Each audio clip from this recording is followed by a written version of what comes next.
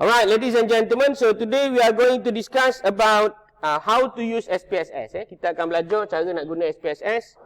Inside your SPSS might be differ from my interfaces because I got the Macintosh model and then you got the Windows model lah. It's okay. So we got two kind of tab down here, data view and variable view. So we are going to refer with our previous data that already been shared inside the LMS, named as the tooth length. The tooth length ni apa? Panjang gigi.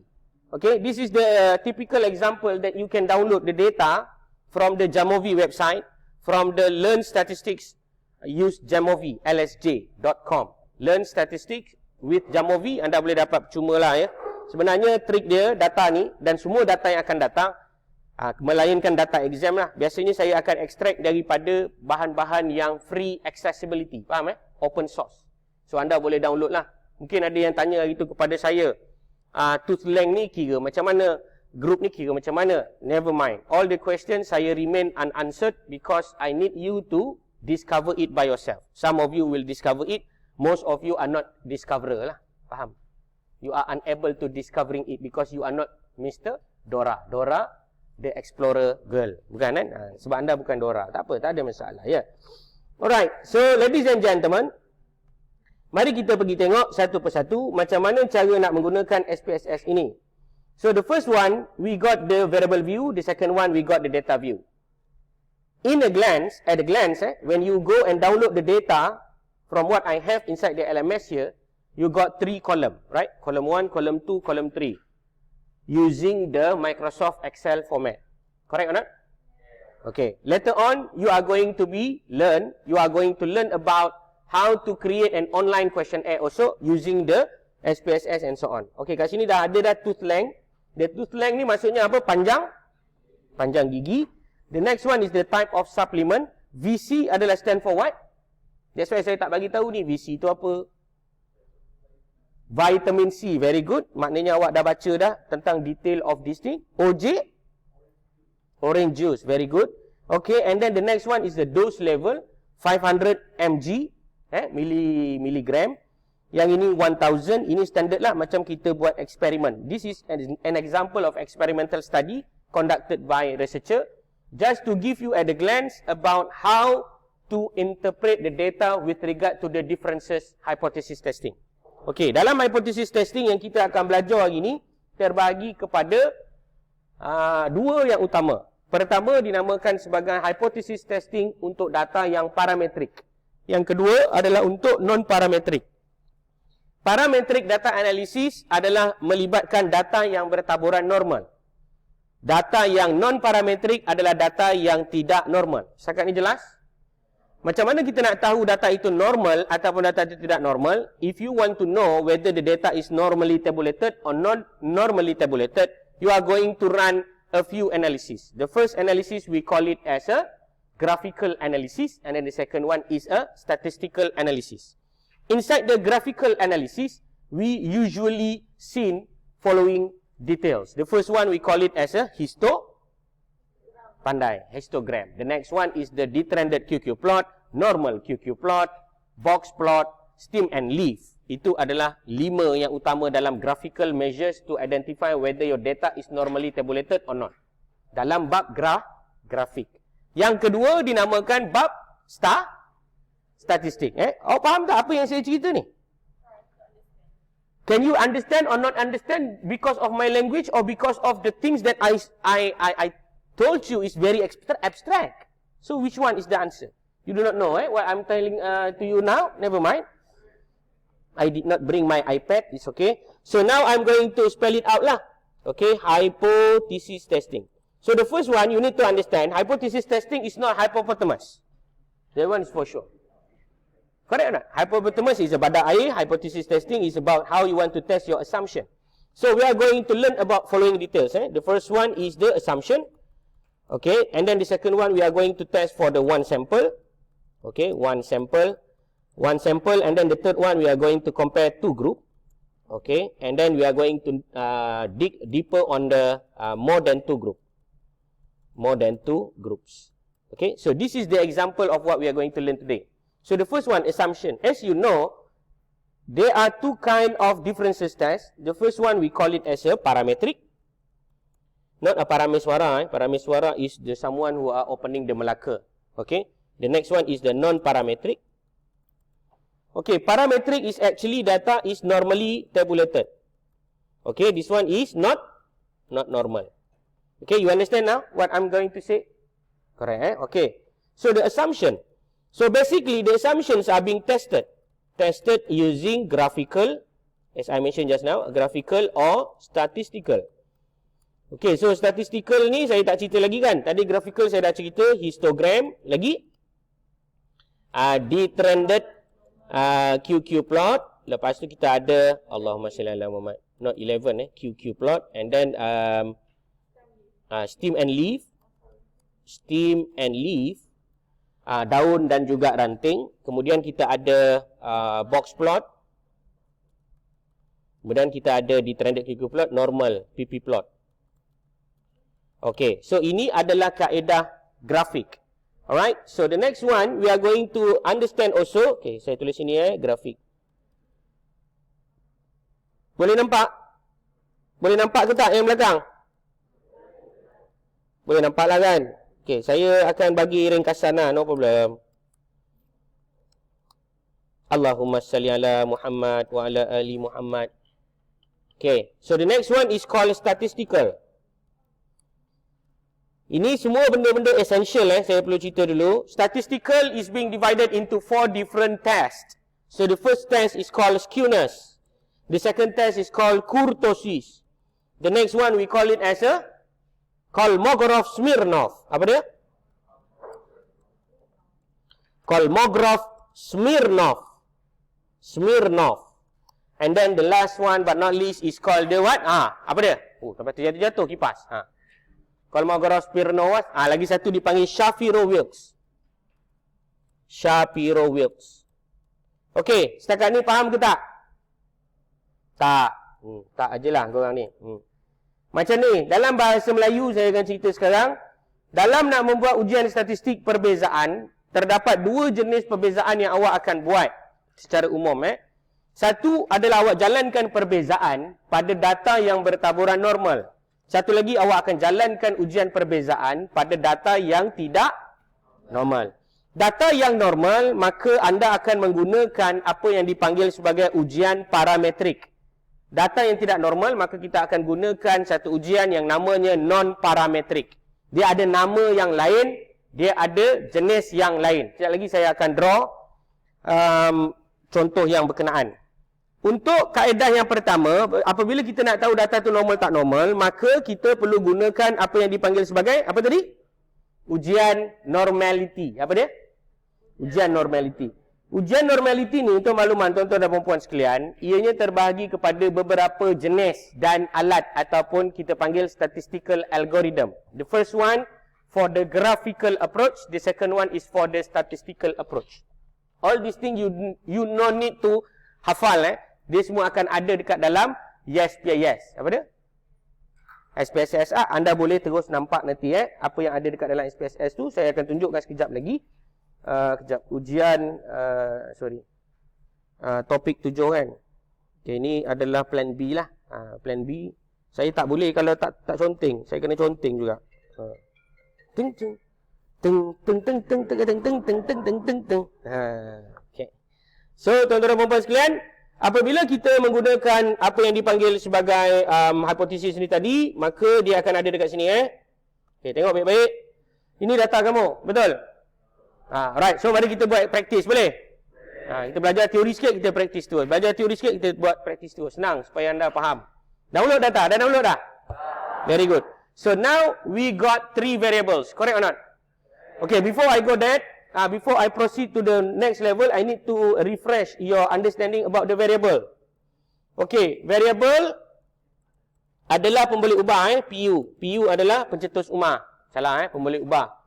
Variable terbagi kepada berapa jenis variable tadi saya cerita? 4 ada ataupun 5. Tapi dalam bidang awak, untuk level awak faham 2 je variable yang utama. Satu dipanggil sebagai IV, satu lagi dipanggil sebagai DV. Apa dia IV dan DV tu? IV stand for what? Pandai. Independent variable. Ataupun dalam epidemiology, we call it as a factor. Okay, and then we got the DV. DV in epidemiology, I call it as the outcome. Outcome ni usually kita akan fokus on health lah. Health outcome. Mati tak mati, hidup tak hidup, kaya miskin, itu semua outcome. Factor adalah salah satu daripada perkara yang awak akan uji. Contoh, kejap lagi kita akan tengok data kepanjangan gigi, betul tak? Apakah faktor yang mempengaruhi seseorang itu mempunyai gigi yang panjang atau gigi yang tidak panjang? Adakah dengan memakan pil vitamin C ataupun memakan minuman orange juice? So that is the example. We want to see a correlation. We want to see is there any association with these two variables. Itu panggil variable. Dalam SPSS, variable ini perlu diberikan nama dan perlu diketahui jenis variable itu. Mana-mana statistical package, awak mesti ingat dalam kepala otak, ada namanya variable. Dalam variable, dia akan ada benda-benda berikut. Iaitu sama ada variable kita IV ataupun DV. Dan semua ni akan berkait dengan apa yang dipanggil sebagai attributes. Apa dia? Attributes. Contoh, bawah attributes juga dia ada value. Attributes contohnya adalah jenis. Ada setengah data, dia tak ada attributes. Yang ada attributes, saya bagi contoh. The examples of the data that have attributes with regard to the explanations of the variable. One example will be gender. So, gender is the jenis, apa nama lelaki atau perempuan lah. Ataupun you punya sex lah.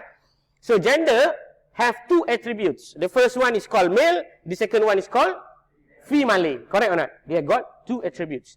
And these attributes are no longer able to be analyzed by the SPSS or any statistical package. Because statistical package only understand numbers. Therefore, you need to assign the values or you need to assign the attributes with the values. So, anda akan letaklah male tu 1, female tu adalah 2. Nak letak 0 dengan 1 boleh? Boleh. Nak letak 8 dengan 9 boleh? Boleh. Tak jadi masalah. Because the computer are actually not read your word. They are reading your numbers. Okay, ingat dalam attributes ada value. Ada setengah attributes are no longer talking about the string. Sebab itu kalau kata male and female, dia adalah string data. String maksudnya apa? Huruf, perkataan, ayat. Itu semua string. Dalam kepala komputer, string is non-analyzable using the computational element. Faham? Dia tak boleh dikira lah. Okay. So, kalau data-data yang memang nombor nak dikira apa? Ya, dikira nombor lah. Itu je. So, apa attributes dia? Itulah list of the number is called the attributes. Faham Okay.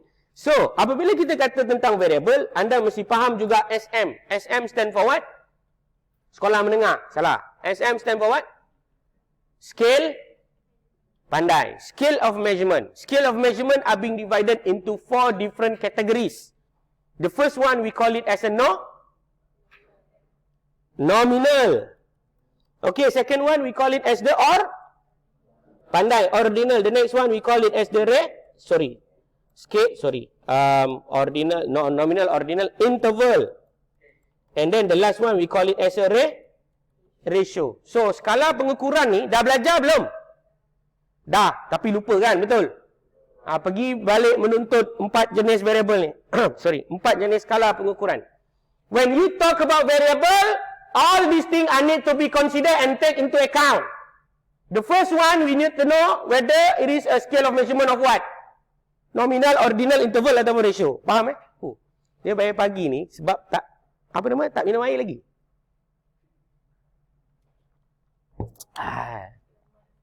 Pakai mic. Sekejap, saya try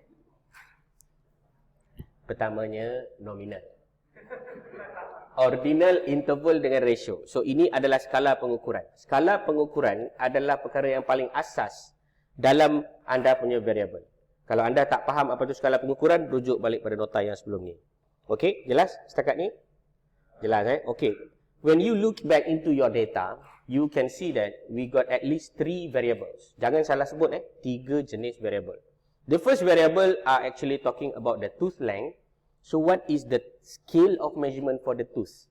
Apakah skala pengukuran untuk panjang gigi ni? Siapa yang boleh jawab? Panjang gigi ni dikira apa? Interval ke ratio? Anda dah lupa Nominal, ordinal, interval, ratio ni dah lupa. Aku tanya ni, kalau lupa cakap je lah lupa, aku ingatkan balik. Kurang mahir. Banyak sangat makan semut, lupa. Ya. Soalan yang baik. Kalau dalam bidang epidemiologi ataupun another school of thought di dalam bab-bab data analisis ni yang diajar kepada doktor-doktor dan juga pakar-pakar, data terbahagi kepada dua, iaitu categorical data ataupun numerical data. Dia panggil sebagai continuous data. So continuous data ni dia fall within the scale data. Scale data terdiri daripada interval dan ratio scale. Faham? Kan ada nominal, ordinal. Nominal dan ordinal ini kedua-duanya adalah data jenis kategori. Beza dia, nominal tidak ada urutan. Contoh nominal jantina, tak ada urutan. Bangsa, tak ada urutan. Agama, tak ada urutan. Saiz seluar. Saiz luar yang L, XL itulah. Kalau saiz pinggang, yang itu dikira sebagai interval. Jelas Yang kedua adalah ordinal. Ordinal adalah sama macam nominal, cuma dia ada rank. Dia ada urutan. Contoh, jenis-jenis pingat. Gangsa nombor 3. Perak nombor 2. Emas nombor 1. Contoh lain adalah skala Likert. Ataupun Likert scale or Likert like scale. We call it as the scale of measurement for the ordinal. Example yang anda jawab soalan, adakah anda berpuas hati? 1 sampai 5, betul? 1, sangat tidak setuju. 2, tidak setuju. 3, neutral. 4, setuju. 5, sangat setuju. Faham kan? Ada kat mana skala pengukuran ni? Ada dekat dalam lecturer evaluation, betul tak? Memang aku tengok ada satu student ni, dia asyik tanda nombor 3 je. Neutral, dia tak nak cakap bagus tak bagus saya ngajar. Tapi tak ada masalah sebab kita tak tahu siapa student tu. Sebab dalam format analisis attendance ada nama, tapi analisis untuk lecturer evaluations tak ada nama. Baguslah kita tak nak tahu siapa yang komen, kita akan improve saja significantly. Cuma pelik lah, asyik ada je. Kalau dalam kelas ni mesti ada. Satu orang tu dia akan bagi 3. Orang lain tak bagi. Dia macam konsisten. Siapakah makhluk Allah tu saya pun tak tahu. Okay, never mind. Nevertheless, whatever it is, that is the example of the ordinal scale. The next one is the interval scale. The interval scale is the data where you are trying to establish a numerical data. Tetapi beza interval dengan ratio adalah interval tidak boleh dinisbahkan. Itu anda kena ingat. Interval, dia ada beberapa ciri lah. Ciri yang pertama, dia tak boleh dinisbahkan. Ciri yang kedua, dia tidak mempunyai zero yang sebenar. Kosong tu, ma maknaha fi hazil zero, nothing. Dia tidak ada makna pada zero. Kalau data yang lagi satu, iaitu data ratio, dia boleh diratiokan dan zero dia ada makna. Jelas Jelas Paling senang awak nak faham macam ni je lah. Apabila kita kata interval, data itu awak boleh bayangkan zero tu tak ada makna, faham kan? Panjang gigi. Boleh tak ada zero? Ada makna tak ada zero? Dia tak ada makna atau ada makna, itulah yang akan menentukan dia sama ada interval ataupun ratio. Tapi itu tak penting dalam statistical analysis. Kerana interval or ratio scale di dalam SPSS, as an example, akan dikatakan sebagai scale data. Faham? Alright? So when you understand, so now we go to the second one, type of supplement. Type of supplement ini adalah contoh data apa? Nominal, ordinal, interval, ratio. Ordinal. Ordinal, ingat, dia mesti ada ranking. Dia mesti ada urutan. Ada urutan ke? Tak ada urutan. Kalau tak ada urutan, ianya dikira sebagai data.